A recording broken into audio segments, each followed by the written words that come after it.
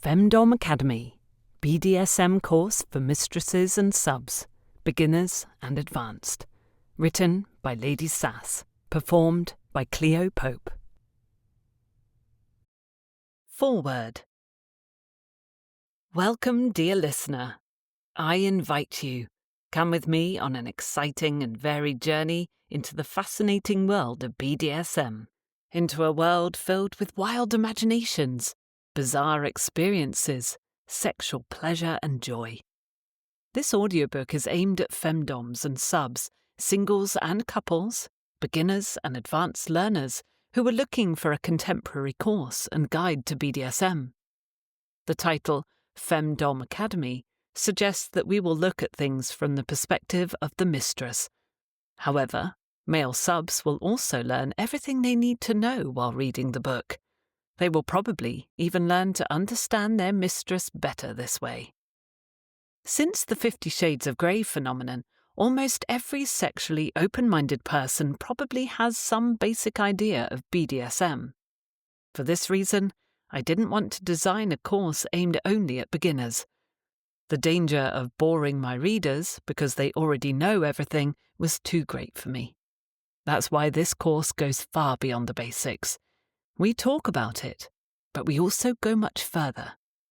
I've tried to write the book in such a way that it helps both beginners and advanced learners, and is fun at the same time.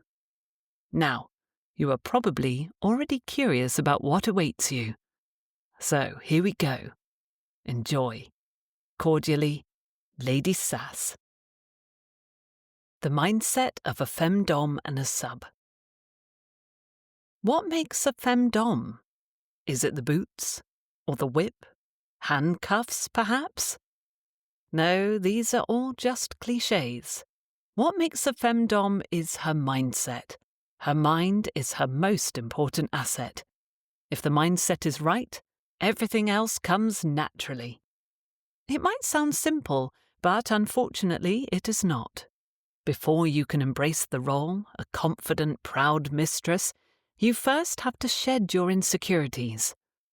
I think it's natural to have insecurities.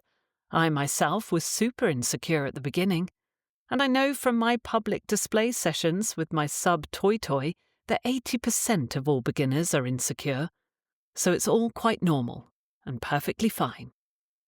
Where does this uncertainty come from? I think it results from the following. 1.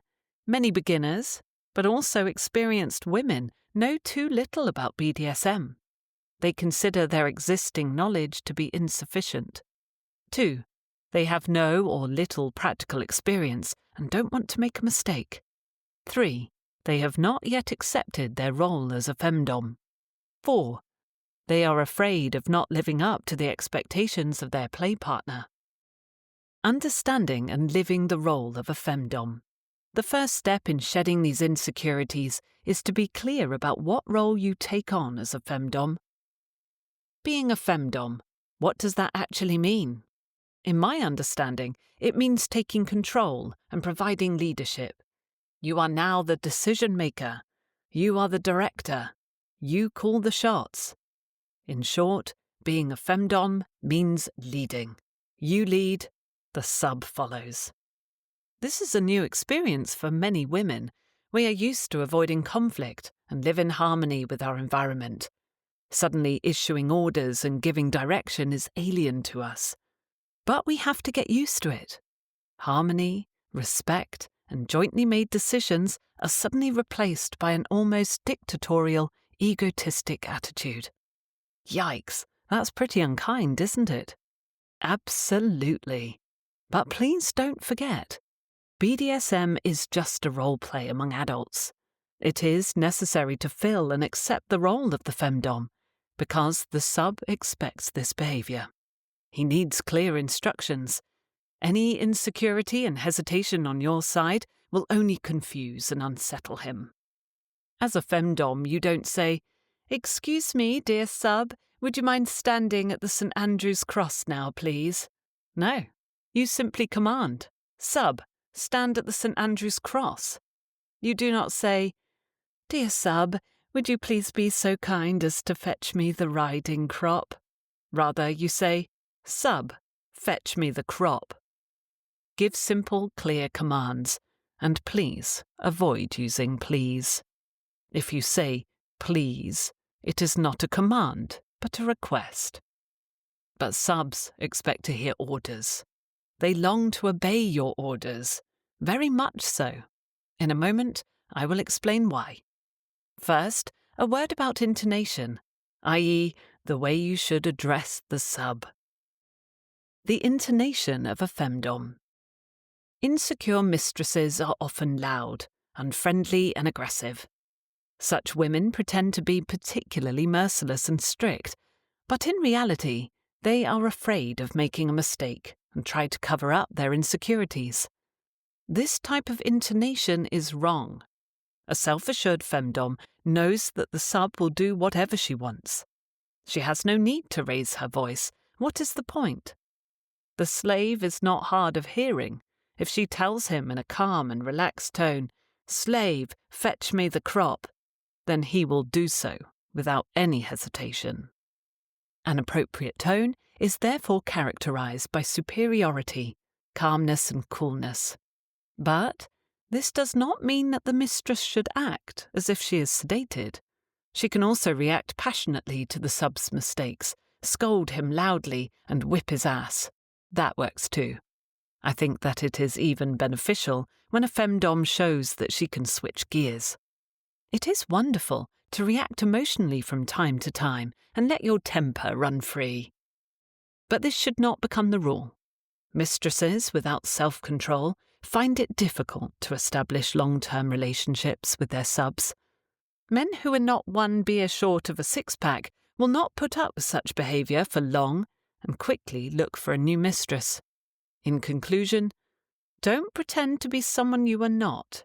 Stay authentic and don't confuse dominance with volume and aggression. Why does a man submit? This brings us to the question of what a sub is actually looking for in a mistress. Why does a man voluntarily take on the role of a slave? Isn't that stupid? Submitting himself? Why do certain men do that? Well, their reasons in many ways resemble our own. They want to take time out from boring everyday life. They want to immerse themselves in another world. They want to forget the worries and frustrations of everyday life for a while. They long for an alternative reality that provides them with the possibility to do just that. This alternative reality is called BDSM.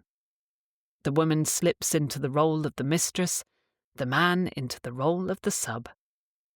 Taking on the role of a slave is not a sign of weakness, but an expression of inner strength. We should have respect for it and be grateful that the man engages in this game. Let us not forget, we are only a mistress if the man makes us one. If, on the other hand, the man refuses to recognize us as a mistress, then we can crack the whip as often as we like or stomp our boots angrily. We are not a mistress, but at best, a would-be femdom. Mistress and slave need each other. He needs us, we need him. It is this give and take that is the foundation of any play. There are many men who are strong, assertive, proactive, and successful in everyday life who like to submit to a mistress in their spare time. For them, a session is an opportunity to show their submissive side. As a slave, they can be passive, weak, helpless, and dependent. The modern man of today cannot show these weaknesses in everyday life. Men always have to perform at their best, be it at work, in sports, during leisure time, or in bed. Being constantly under this pressure is extremely exhausting. Men cannot even complain about it without immediately being considered to be a wimp. BDSM offers them an excellent opportunity to shut off their brain, come to rest, or experience something exciting beyond the mundane everyday life. BDSM resembles a holiday. You are somewhere else for a limited time, experience something great, and then return to everyday life safe and sound. In this respect, BDSM, far from being a perversion, is more of an adult game that revolves around sexual fantasies. One positive of this game, providing variety and a breath of fresh air. There is no reason to be ashamed of it. On the contrary, every man deserves respect for being so open and courageous as to defy social conventions and try something new, live out his fantasies, and start this adventure. Coincidence? Just as I am writing this passage, I receive an email from Slave U. With his permission, I cite his message because it nicely summarizes what subs are looking for. Dear Lady Sas, I have just read your book, Slave Training Part 1, and I really liked it. I'm still a beginner when it comes to BDSM. A few times I have been with different dominers. Each time it was a very inspiring event, and I feel that I can experience so much in it that is otherwise impossible in everyday life. I am married, have a family, and I still dream of visiting a mistress again, to be allowed to be a slave, to be trained. Dreams, I know, but they are beautiful. Your blog, the books I have read so far, are incredibly inspiring. Thank you very much for that. The topic of BDSM is still exciting for me. It makes my heart beat faster, not a daily routine. Please keep up the good work. I will read your blog and your books. Love and humble greetings, you. Thank you, dear you. I think we can learn a lot from your email. The Silence Challenge.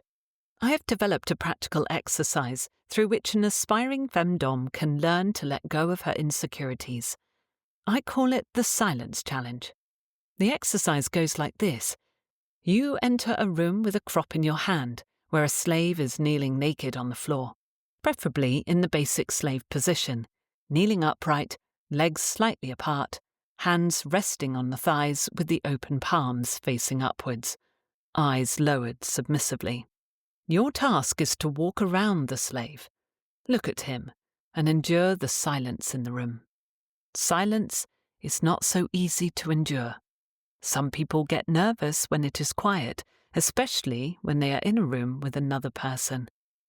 They feel the need to say or do something in order to break this silence.